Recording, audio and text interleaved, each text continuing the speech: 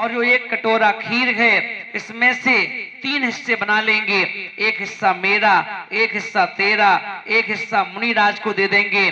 तो मुनिराज के हमारे घर में आकर के, अपनी झोपड़ी में आकर के जब वो खीर खा के जाएंगे तो उनके खाने से क्या होगा, घर की बरकत बढ़ जाएगी और हो सकता है हमारे दिन फिर जाए, हमारा पाप कट जाए, है ना। क्यों? क्योंकि समंत्रभद्र स्वामी महाराज रत्नकंडक साहब का 4 में कह रहे हैं कि जितने भी व्यक्तियों के पास आज की समय में, आज की डेट में अपना खुद का घर का बड़ा मकान है, ऐसो आराम की जिंदगी है, गाड़ी है, हर चीज है, पैसा है, सोना है, चांदी है, तो ये मत कहना कि ये मेरी मेहनत से कमाया हुआ है। ये सब ये मत सोचना कि मैंने कमाया है, मैंने बनाया है। जिनवाणी कहती है पिछले भवों में तुमने जो मुनि राजों को चौके लगाए थे, आहार करवाए थे, दान दिया था, ये भोग और भोग की सामग्री उसके बदले में मिली है। किसके बदले में मिली है? ये ध्यान रखना, मकान सोचने से नहीं बनेगा, घर में ऐसो आराम की जिंदगी सोचने से नहीं आएगी। वो यदि आती है तो हमारे घर में, क्योंकि अपन कभी कभी सोचो मन में, ये लोग पागल हैं क्या, कि अगर महाराज नहीं है यहाँ पर, गवालियर में चतुर्मास नहीं है या किसी भी नगर में चतुर्मास नहीं है, और जिन व्यक्तियों ने ये सूत्र समझ लिया है वो व्यक्ति क्या करते हैं, घर से सामान लेकर गाड़ी में भरकर और कहां ले जाते हैं, जहां मुनिराज होते हैं, जहां चतुर्मास होते हैं, वो कहते हैं महाराज हमें एक कमरा दिला दो। अब हम लोग गाजियाबाद में चतुर्मास हुआ आचार्य गुरुदेव के साथ पूरा, तो गुजरात से, है ना, कर्नाटक से लोग बाग आए, 25-25 लोगों का ग्रुप, और बोले कि महाराज श्री हमको कमरे दिला दो। तो पूरी व्यवस्था मेरे हाथ में थी, मैंने किस लिए कमरे चाहिए? बोले कि महाराज जी चौके लगाएंगे हम, 20 दिन चौका चलेगा। मैंने कहां से आए आप लोग? बोले गुजरात से आए, 20 दिन चौका लगाएंगे, साधुओं को आहार करवाएंगे। मैंने कहा वहां से यहाँ चौका लेकर आए हो? बोले हमारे यहाँ इस बार किसी का चतुर्मास नहीं हुआ, चतुर्मास नहीं हुआ तो इसलिए हम लोगों ने सोचा 20 दिन वहीं जाके चौका लगाएंगे और सब साधुओं को आहार कराएंगे। मैंने कहा धन हो, एक व्यक्ति नगर में महाराज आ जाए तो चौका लगाने का मन नहीं होता। क्यों? क्योंकि तुम्हारी किस्मत में नहीं। और चौका यदि लगाओगे भी तो क्या करोगे? चौका अगर लगाना पड़ जाए तो क्या करोगे? 20 महिलाओं को इकट्ठा करोगे। अपन चौका लगा लें मिलके, अपन मिलके चौका लगा लो। मिलके क्यों लगाओ? घर में जब दामाद आता है तो क्या हम पड़ोसियों को 15 लोगों को इकट्ठा करते हो कि चलो अपन मिलके, हमारे दामाद जी आए हैं इनको खिलाएं? तो दामाद को खिलाने के लिए किसी से सलाह नहीं लेना, बिना एट ए टाइम अगर शाम को 5 बजे आ जाए तो 1 घंटे में भोजन तैयार हो जाता है उसके लिए। और मुनिराज पे यदि चौका लगाना पड़े तो बोले कि मंडल को इकट्ठा कर लो, और मंडल के लोग में से क्या करेंगे, एक कहेगी मैं दूध ले आऊंगी, एक कहेगी मैं सब्जी ले आऊंगी, एक कहेगी मैं दाल ले आऊंगी, एक कहेगी मैं आटा ले आऊंगी। तो बोले कि बताओ ये चौका श्रेष्ठी का है या भिखारियों का है? किसका है?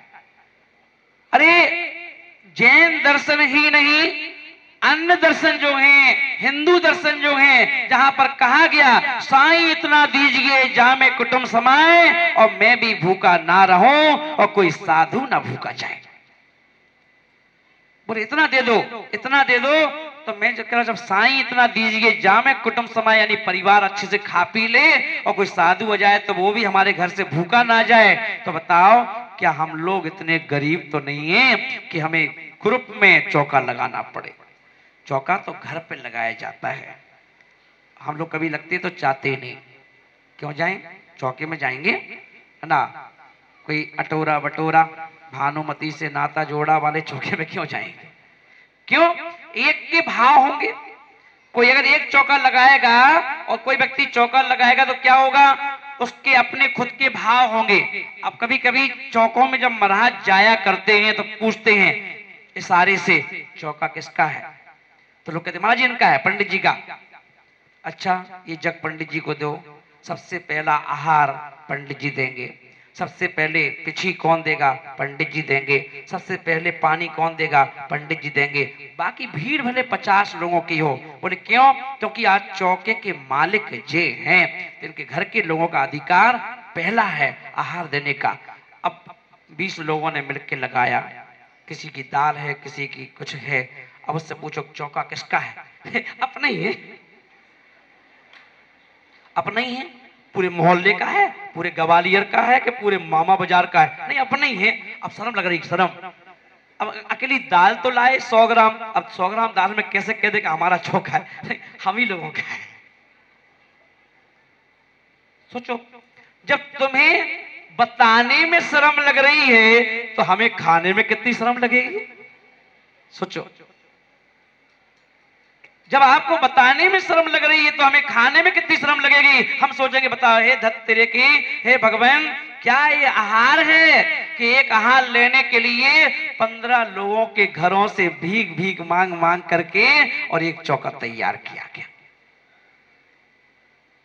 तो आचार्य बोलने की दरिद्रता की निशानी है।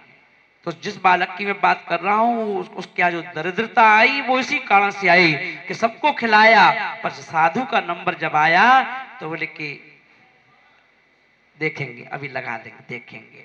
बोले नहीं। तो भोग उपभोग की जो सामग्रियां मिलती हैं वो कहां से मिलती हैं?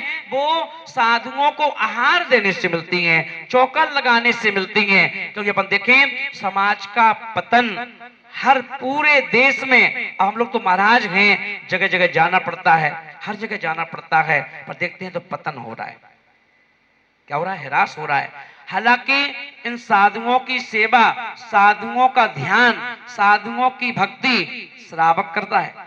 आज अगर अपन यहाँ हैं मामा के बाजार में, सभी मामियां बैठी हैं, सभी मामा बैठे हैं, है ना, तो इनकी भक्ति तो है कि 3-4 बार बार बार जाकर के श्रीफल भेंट करना, है ना। पर ये भी अपन देखें कि जैन दर्शन एक ऐसा दर्शन है, अन्य दर्शनों में तो बाबा भी महंगे हैं। अन्य दर्शनों में जाओ तो बाबा महंगे हैं, सस्ते नहीं हैं। पर एक जैन दर्शन, एक दिगंबर जैन संत ऐसे हैं जो बाबा, जो आज से 50 साल, 100 साल और क्या 1000 साल पहले जितने जो रेट था वो रेट आज भी है। एक नारियल, पहले भी लोग एक नारियल कहते थे और नारियल दिखा करके महाराज जी हम लोग यहां से आए, है ना, नारियल चढ़ा दिया एक। और महाराज जी का, महाराज जी आपको आगरा चलना है तो चलो ठीक है आगरा चलते हैं। और महाराज जी मावा बाजार चलना है तो मावा बाजार चलते हैं। किसी ने महाराज यहाँ चलना है, किसके पीछे? आपको नहीं देखते व्यक्ति, किसको देखते हैं? भीड़ भले ही 50 लोगों की हो, 100 लोगों की हो, पर जो आपके हाथ में एक नारियल होता है, उस नारियल को जो मांगलिक है उसको देख करके महाराज कहते ठीक है, आशीर्वाद है, आ जाएंगे। और आ जाते हैं, चतुर्मास हो जाते हैं। एक एक नारियल के पीछे एक रेट फिक्स है, एक रेट, वो कौन सा है? नारियल, ना, जिसे हम श्रीफल बोलते हैं, ना। तो महान बाप अपन देखें, आचार्य भगवान बोल रहे हैं कि उस मां ने क्या किया, बच्चे को समझा रही है कि बेटा देख, जिद मत करना, खीर तेरी है, तुझे मिलेगी, पर इतनी और सब्र कर लेना कि कोई मुनिराज यदि हमारे यहाँ आके भोजन कर जाए और फिर हम तेरे को खीर खिलाएं, तो वो खीर जो अभी भी खीर है और मुनि महाराज अगर खा के चले गए तो वो खीर अमृत बन जाएगी और वो तुझे हम लोग खाएंगे माँ बेटे तो हमारी तकदीर बदल जाएगी। तो एक काम करें, किसी मुनि महाराज को खिलाएं, फिर तेरी माँ की कोई बदनामी नहीं करेगा, तेरी माँ की कोई अपमान नहीं करेगा, कोई तुझे मारेगा नहीं। बेटा बोला अच्छा तो ठीक है माँ, पहले मुनिराज को खिलाओ। तो बोले एक काम कर, दरवाजे पे बैठ जा, मैं पानी लेके आती हूं, तो यहाँ बैठ जा, देखते रहना कोई मुनिराज आए तो रोक लेना। ठीक है माँ। बैठ गया 4 साल का बच्चा। देखा माँ चली गई तमेड़ी लेकर के पानी भरने के लिए, और वहां से एक मुनिराज मुद्रिका लेकर के चले आ रहे थे। बच्चे ने देखा, नन्हा सा बच्चा, कोमल बच्चा, उस बच्चे ने देखा मुनिराज को, तो उसने सबसे पहले देखा जहां से माँ आना है, माँ आ रही क्या, देखा तो दूर दूर तक माँ नहीं। और मुनिराज अपने कदम निरंतर बढ़ाते बढ़ाते उसके घर के सामने आ गए। और जैसे ही सामने आए, बच्चे को लगा कि ये तो चले जाएंगे, अभी भी माँ नहीं आई, फिर मैं खीर कैसे खाऊंगा, और माँ खीर कैसे खिलाएगी महाराज को, और महाराज को नहीं खिलाएगी तो गाली, हम लोग गाली खाते रहेंगे, है ना, पिटाई खाते रहेंगे। तो उसने क्या किया, महाराज से कहा, महाराज जी ठहरो, रुक जाओ, माँ ने खीर बनाई है आपके लिए, तुम खीर नहीं खाओगे तो हमें खीर नहीं मिलेगी, अगर आप खीर खा लोगे तो फिर हमें मालूम, माँ कह रही थी कि तो हमें कोई गाली नहीं देगा, हमें कोई पीटेगा नहीं, इसलिए काम करो, आपको खीर खा के जाना है। पर महाराज तो ऐसे रुकते नहीं, महाराज को तो नब्दा भक्ति चाहिए, विधि विधान से पढ़ते हैं। महाराज नहीं, महाराज मुस्कुराए और उन्होंने अपना एक कदम और आगे बढ़ा दिया। अब बच्चे ने देखा मुनि महाराज रुकने को तैयार नहीं है, तो उन्होंने क्या किया, उस बच्चा गया और माँ के, उसके मुनि महाराज के चरणों में बैठ करके उसे दो अपने नन्हे नन्हे हाथों से मुनि महाराज के एक पैर पे पकड़ लिया। बोले मैं नहीं जाने दूंगा, माँ ने कहा था कोई मुनि राज आए तो उनको जाने मत देना, रोक लेना। कि इतनी अटूट श्रद्धा, इतनी बिना श्रद्धा के कोई छोटा सा बच्चा क्या मुनि महाराज को ऐसे पकड़ सकता है? हैं? पकड़ लिया मुनि राज को, और पकड़ लिया तो क्या हुआ, थोड़ी देर बाद वो पकड़ ही रहा। अब मुनि महाराज से कठोर तो नहीं, अगर वो अपना कदम बढ़ाए तो छोटा सा बच्चा है, उसके ऊपर पैर लग सकता है, गिर सकते हैं, वो खड़े रहे। तो इतनी देर में माँ वहां से जल लेकर के निकाल करके बच्चे उस मुनि राज को दे दी। अब वो जो गाढ़ा गाढ़ा दूध लगा रहता है, कटोरे के चारों तरफ लग गया था। माँ ने सोचा मन में, ये बच्चा है, हो सकता है बाद में जिद करेगा, मांगेगा, इस कटोरे को ढक के रख दो, ये बाद में इसको चाटने को दे देंगे, है ना। मुनिराज ने आहार किया, शुद्धि की, आशीर्वाद दिया और मुनिराज चले गए। बच्चा माँ दोनों गले लग गए, बड़े खुश हुए और वह खुशी में आंसू बहने लगे। बच्चे ने माँ के आंसू पहुंचे और बोला, माँ अब क्यों रोती है, अब क्यों रोती है, अब तो मुनिराज ने खीर खा ली, अब तुझे कौन गाली देगा और कौन मुझे मारेगा, अब तो बिल्कुल मत रो। अब माँ उस छोटे बच्चे की बातें सुन के रोई जा रही। उसने कहा, जा तू एक काम कर, खीर का कटोरा उठा, उसमें थोड़ी बहुत खीर लगी है वो खा ले।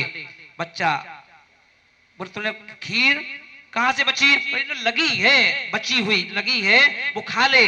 वो जाकर गया और ढक्कन हटाया, जोर से चिल्लाया, बोला, माँ तुमने मुनिराज को खीर नहीं दी, तुमने मुनिराज को खीर नहीं दी? बोले, दी तो है बेटा, अच्छे से दी है, ये तो कटोरा पूरा का पूरा भरा हुआ है ना। माँ ने देखा तो आश्चर्य हो गया कि पूरा का पूरा कटोरा खीर से भरा हुआ।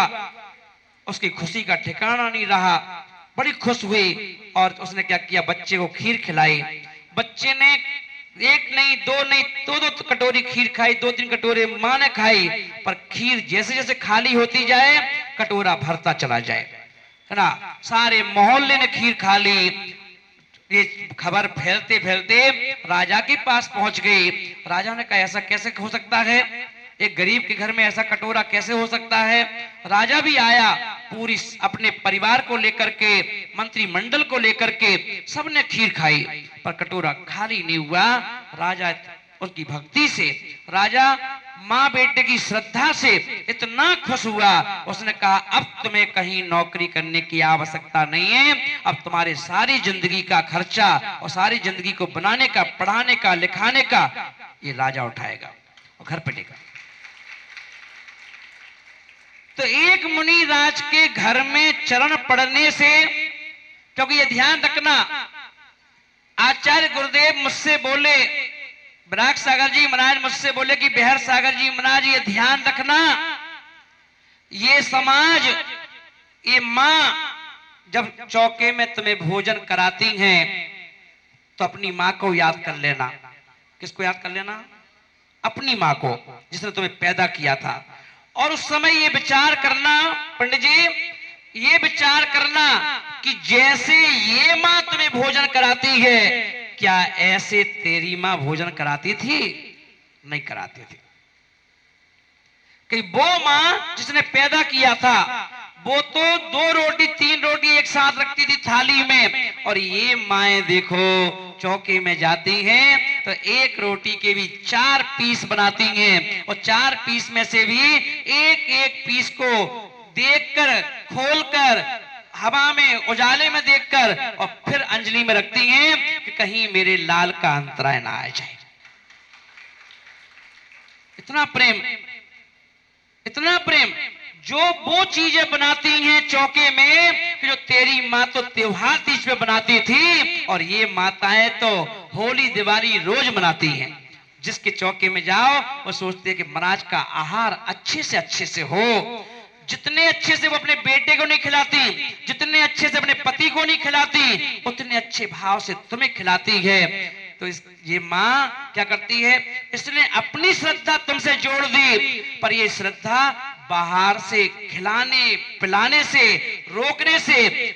कमेटी ने कहा कमरा आपका ये है, गर्मी है तो उसने अपना कूलर लगा दिया, पंखा लगा दिया, आपको कोई कष्ट नहीं होना चाहिए, आप मस्त रहो, अच्छे से रहो, क्योंकि आपसे हमारी पहचान है और हमसे आपकी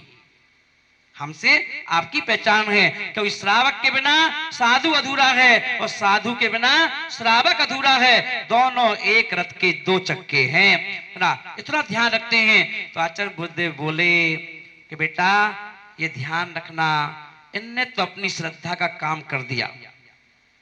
जिस समय तुम्हें पड़गहान किया, श्रावक के घर में रोटी खाते समय खुश मत होना, आनंद मत मनाना। ये मत सोचना कि मैं खीर खा रहा हूं, मैं मालपुआ खा रहा हूं, मैं रसगुल्ले खा रहा हूं, मैं दाल रोटी खा रहा हूं।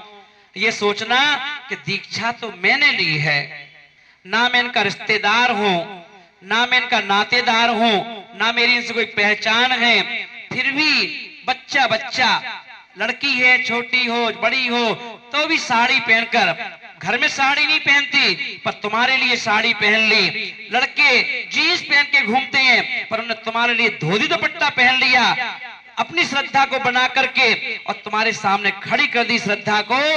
अब तुम्हारी बारी है, क्योंकि ये श्रावक जितना अच्छे से अच्छा दे सकते हैं, जितना अच्छे से अच्छा कर सकते हैं, इन्होंने अपना 100% दिया है। पर ये बाहर से दे सकते हैं पर तुम्हारे भावों को चेंज नहीं कर सकते। तुम्हारे अपनी आत्मा के प्रति जो श्रद्धा है, आस्था है, विश्वास है, भाव है, भवों को रोकने की जो आपके पास मनसा है, उस मनसा को तुम्ही को ध्यान रखना पड़ेगा।